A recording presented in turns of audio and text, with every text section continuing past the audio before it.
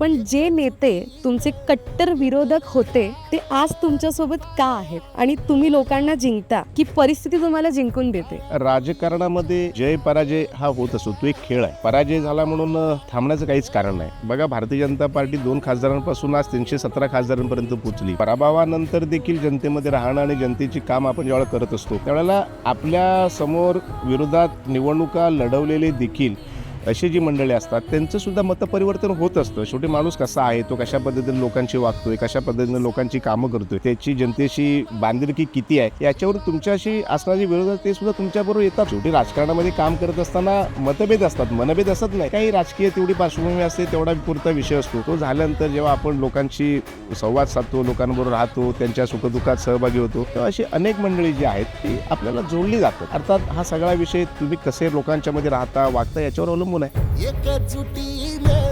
पेटलं